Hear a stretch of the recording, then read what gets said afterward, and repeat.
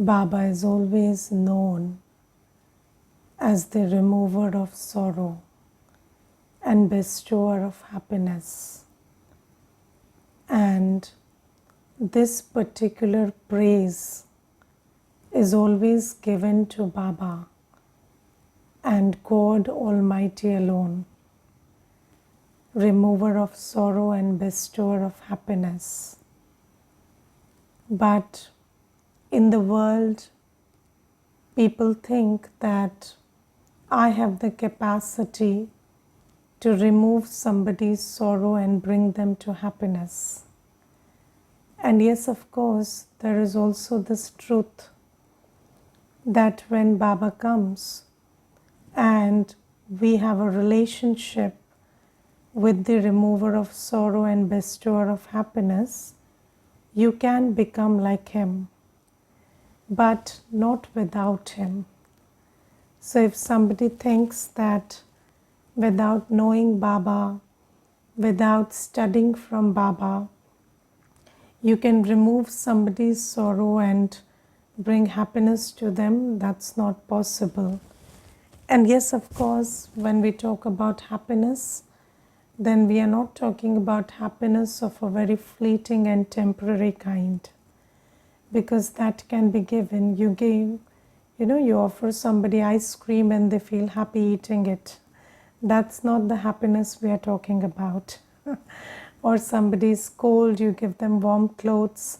That's not the happiness we are talking about.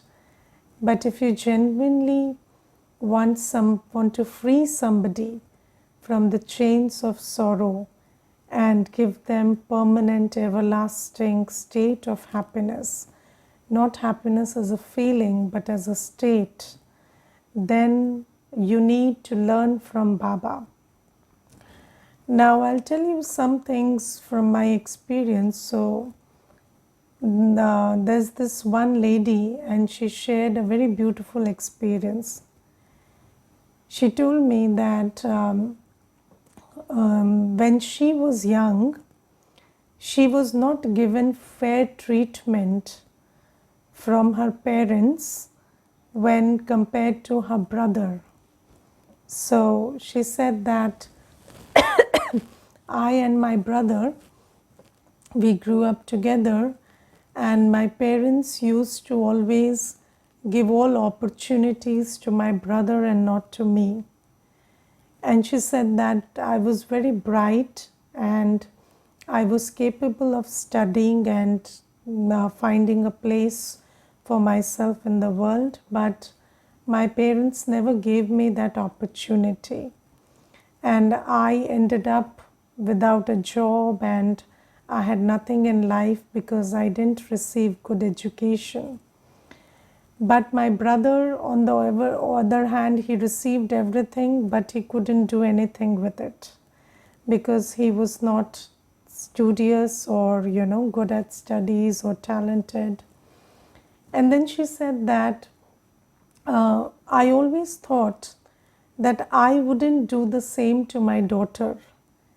And if ever I had a daughter, then I would save her from all the sorrow that I had in this life. And then she said that when my daughter was born, and incidentally the first child I had was a daughter, and then I gave her everything. I gave her whatever she needed to study. I sent her to the best schools, and I fought with my husband also many times, giving her all the opportunities. But today my daughter is 18 and she hates me. And she has no respect for whatever I did for her in my life, and she doesn't appreciate what I did for her, and she always tells me that I made her life hell. So I said, and what did she blame you for?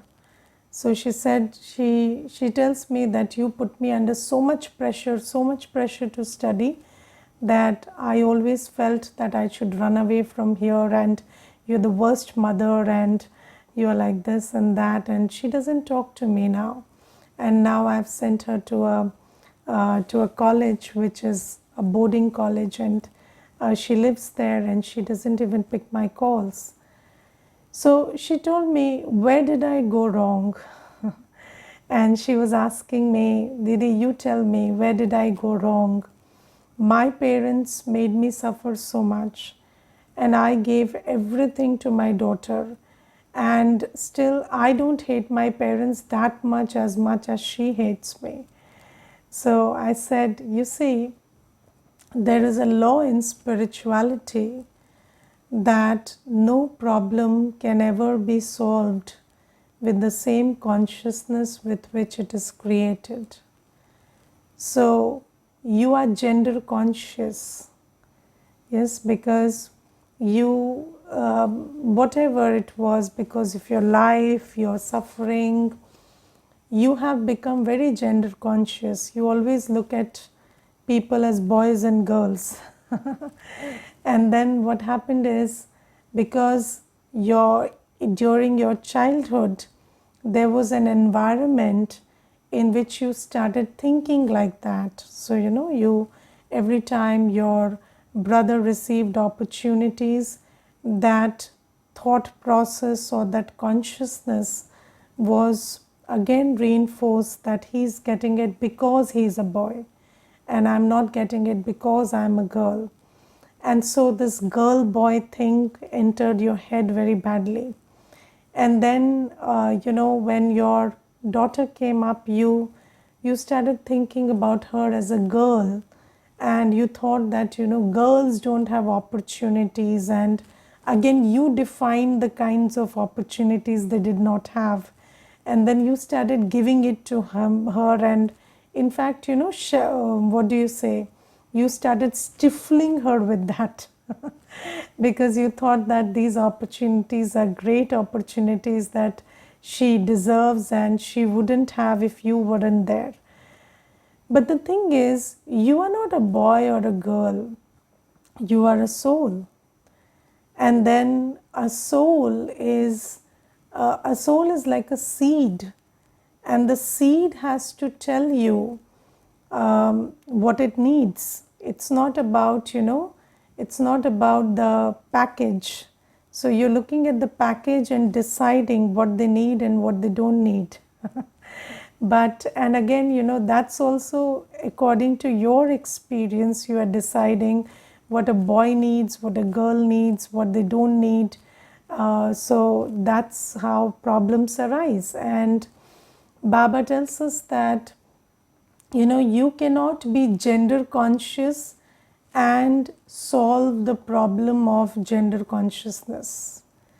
So if you are thinking about biased in favor of, biased against, you cannot solve the problem of gender inequality in the world by being so gender conscious.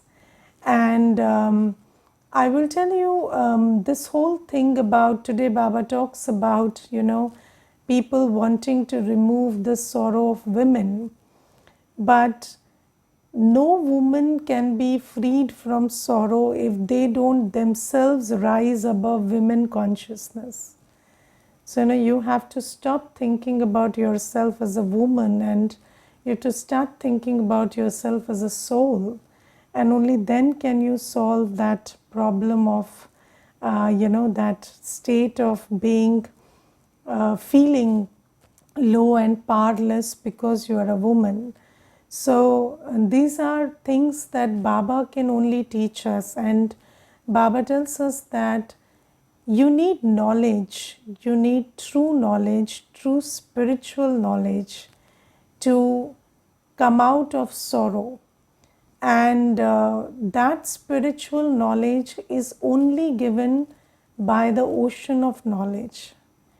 And the ocean of knowledge comes only in the confluence age.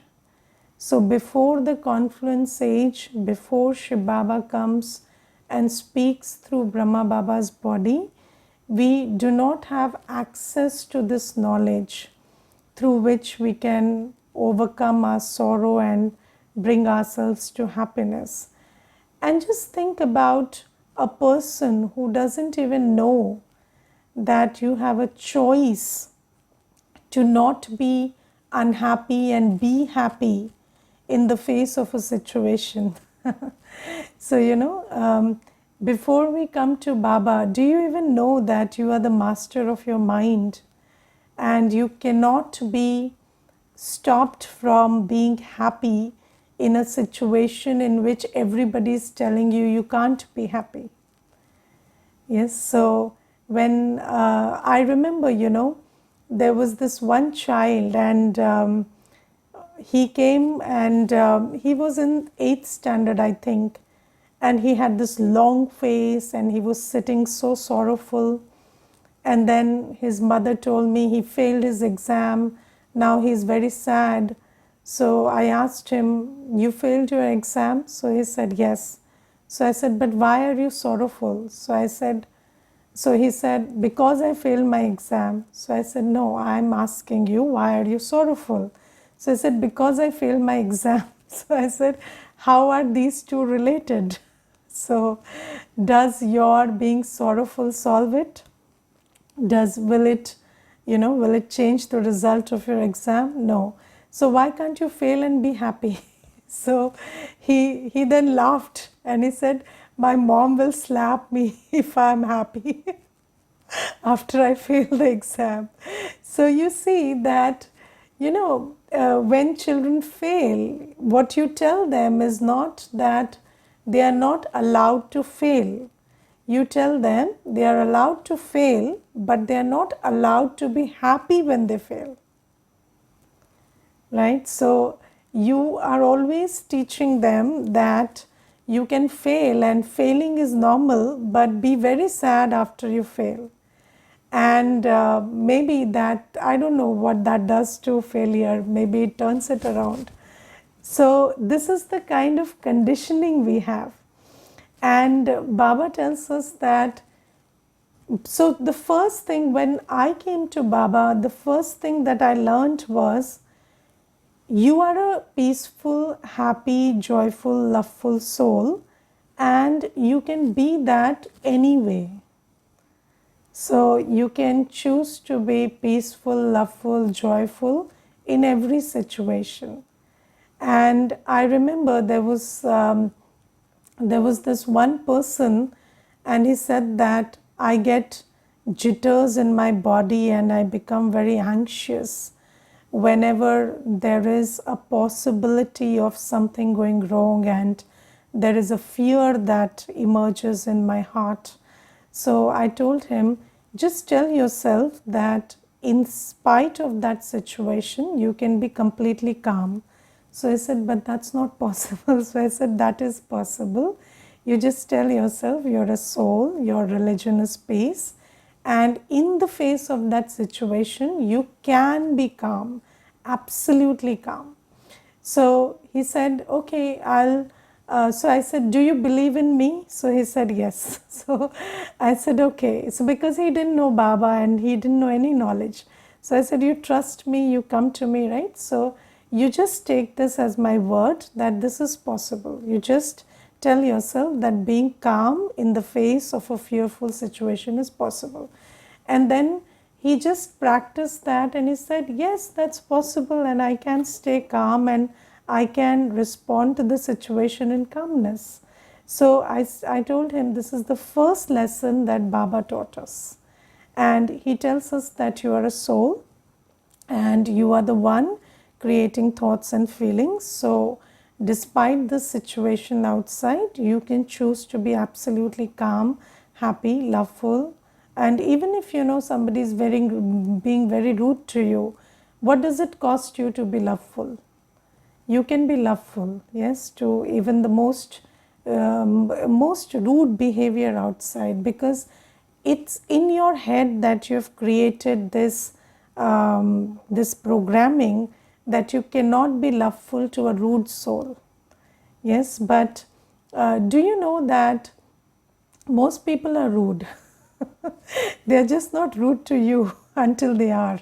So anyways, everybody is who they are. So why do you have to just wait for that moment when they are rude to you and then block your love? No, you just give yourself permission that everybody is allowed to be who they are, and love is my nature, so why should I stop doing that? So, when you understand these things, then you have the capacity to choose happiness, choose peace, choose love.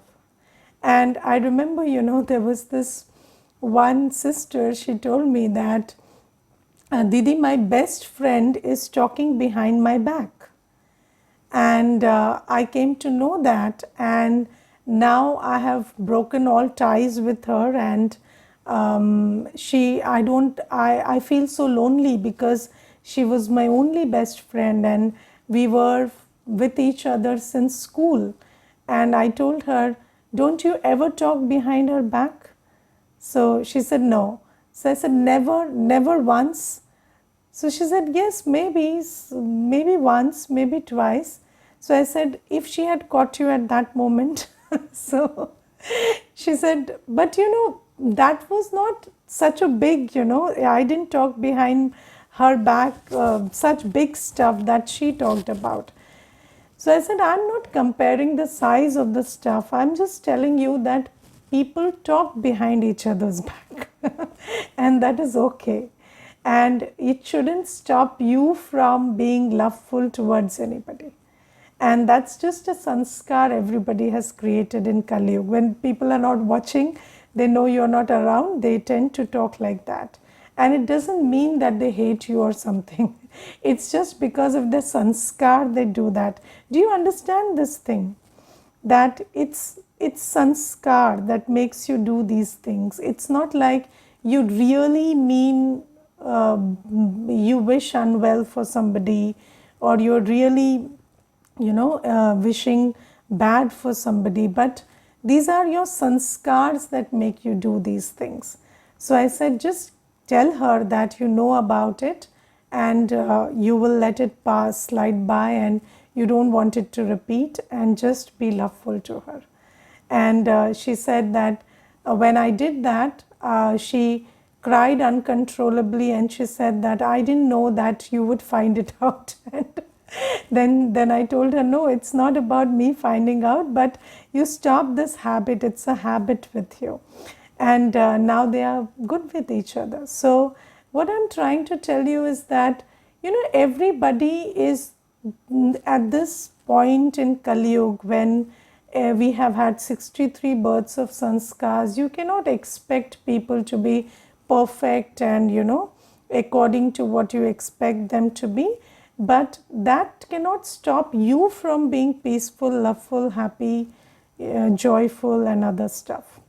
So Baba says that I am the bestower of happiness, and I am the remover of sorrow, and it is the knowledge of the creator and the beginning, middle, and end of the creation that sets you free actually. So when you know the creator, and when you know the knowledge of the beginning, middle, and end of creation, now what is so powerful about this knowledge? So first thing is, when you know the creator, you know that Baba is your supreme parent, supreme teacher, Satguru, and his word is the final word. And then whatever you have heard about yourself, or whatever messages you have internalized about yourself, which is actually the root of your sorrow, you can overcome that when you understand that Baba knows better than you know, based on whatever the world has told you. And do you know that debilitating messages don't come only from people who are not well known to us, or from strangers or trolls or people who pass comments just like that. Debilitating messages may have come from very close family members, maybe parents, maybe from somebody very close, maybe siblings, maybe your best friend. And then you start internalizing that. Do you know why Baba tells you that I am your father, teacher, and Satguru?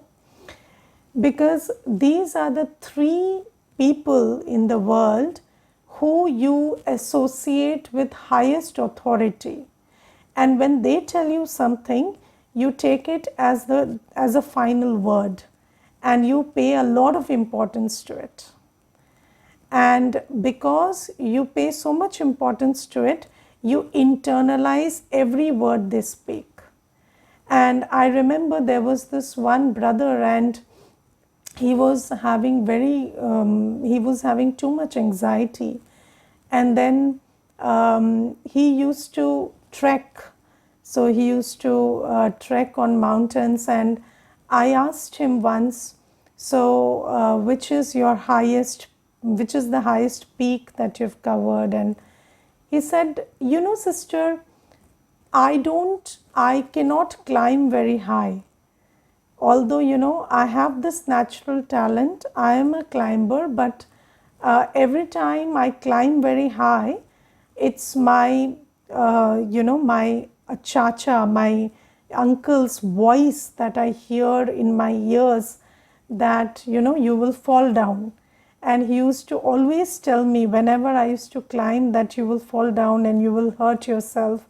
And that's what stops me midway. And you see that these are voices, and I asked him, why is your chacha so important in your life? So he said, my father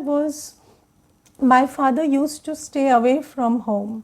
So he's a businessman. So while I was growing up, he was never at home. So when he was not at home, my chacha is the one who literally raised me like a father. And that's why whatever he told me was very important.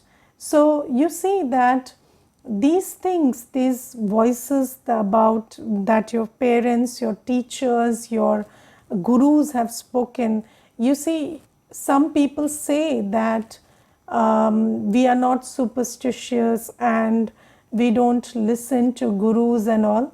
But if you have ever shown your hand to an astrologer, just passing by on the street, and that person has told you something bad and sad about your future, you will never forget it, because you associate that kind of importance to anybody who is upheld as, a foreseer, an astrologer, a guru in the society.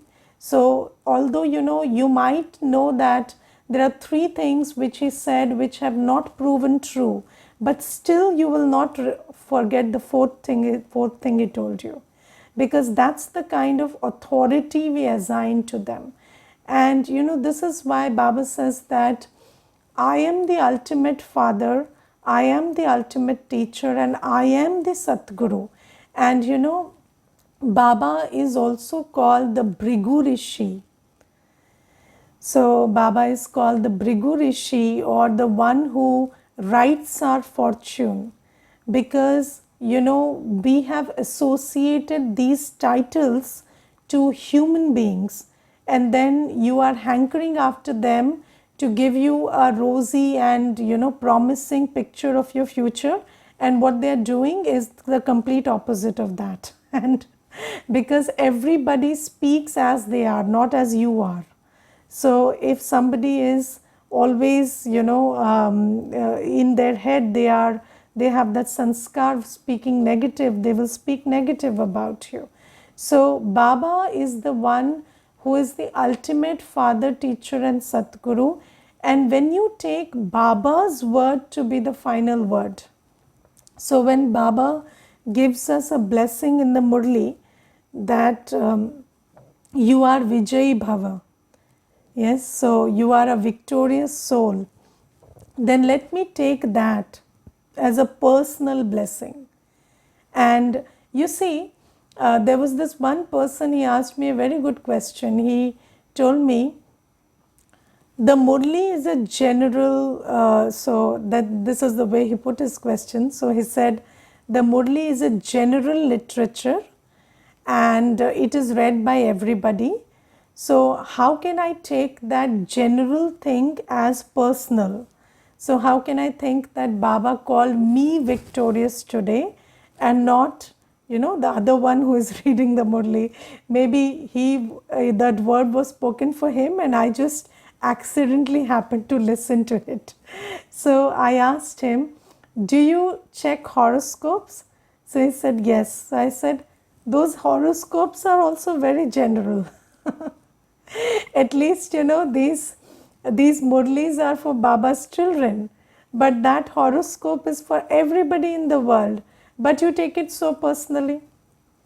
Yes, there are predictions about the weather, about something else which people are making, which applies to everybody, but you take it personally. But here, when Baba tells you something very personal, you are saying it's a general statement. So, you see, this is what Maya does to us. Maya will tell you that, how do you know that Baba is speaking to you only in the Murli? But Baba is speaking to you. So Baba says that I am the father, teacher, and Satguru, and every word that I speak in the Murli is for you, my child, not for you all, for you personally. And when you start understanding that my Baba is speaking to me about me, about my past, my present, my future, and you start accepting it as a truth, then you start overcoming all those sounds and messages and noises that are, playing on your head all the time, because you listen to those worldly fathers, teachers, and Sadgurus. And this is why knowing the Rachayita or knowing the Creator is very important if you want to overcome the limited consciousness that you are saddled in. And then second thing Baba says is knowing the beginning, middle, and end of the creation. So we are the creation, and now we know that, okay, in this state, in this current state, I may have my limitations, I may have my old sanskars with me, but in my original stage, in my Adi Anadi stage, in my stage as a soul in the soul world and as a deity in the deity world, I am a very powerful soul. I am a very knowledgeful, peaceful, loveful, joyful, happy, blissful, powerful soul. And when you know yourself like that, then you can overcome the limits in your consciousness. And I remember, there was this one sister, and this is before Gyan, and she was my friend, and she was always in victim consciousness. So always she would, when we would be in a group, she would say everybody is talking to everybody, they are not talking to me. When we would share something, she would say everybody gave everything the best one, and then the leftover was for me.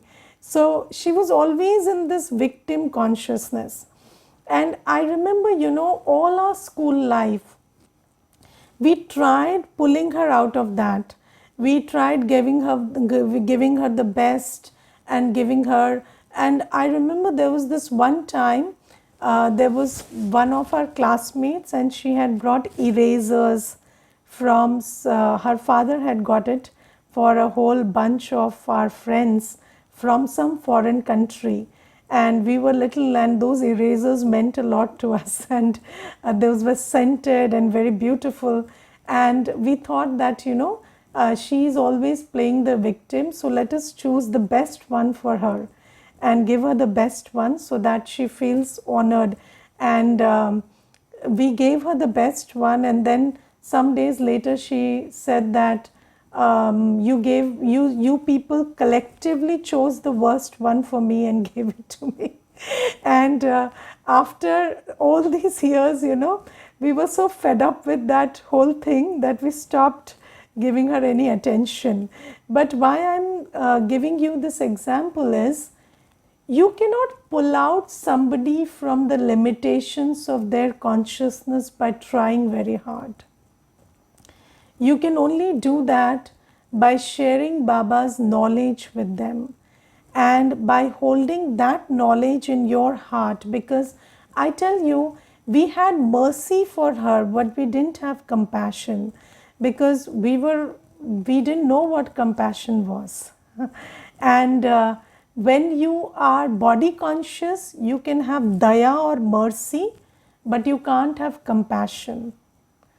And compassion is a very soul conscious drishti.